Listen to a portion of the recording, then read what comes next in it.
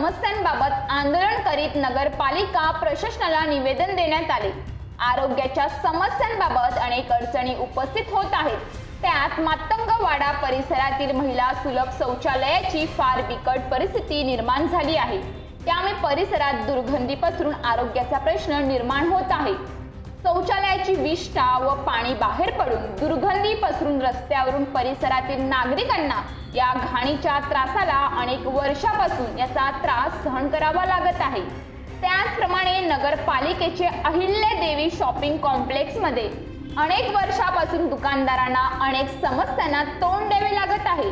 त्यातच पावसाचे व इतर पाणी कॉम्प्लेक्स मध्ये साचून दुकानात शिरते व ते पाणी अनेक दिवस साचून राहिल्याने हिरवे होते।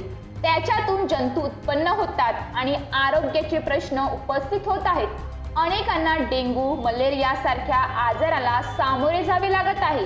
याबाबत अनेक तक्रारी केल्यानंतर देखील, अनेक वृत्तपत्रांनी बातमी छापल्यानंतर देखील नगरपालिका प्रशासन या गंभीर समस्याकडे पाहत नाही।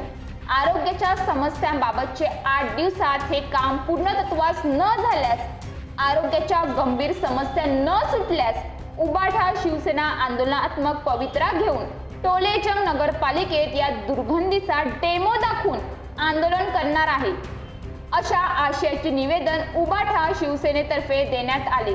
तर यावेळी शिवसेना जिल्हा प्रमुख हेमंत साळुंके, दोंडाईचा शहर प्रमुख शैलेश सोनार, गिरीश देसले, आबा चिते, राकाश शिंदे, ईश्वर पाटील, राज ढोले, वासुदेव शिंदे, उमेश बागल, नामदेव ठाकरे, नितीन माळी, देवेंद्र अहिरे, दीपक मराठी, किशोर भोई, योगेश तिरमले, पप्पू साटोटे सह काँग्रेसचे राहुल मानिक, कल्लू पठाण, वसंत कोळी, राष्ट्रवादी पक्षाचे भारत जाधव, आकाश महाजन, विकी पाटील, असंख्य कार्यकर्ते यावेळी उपस्थित होते।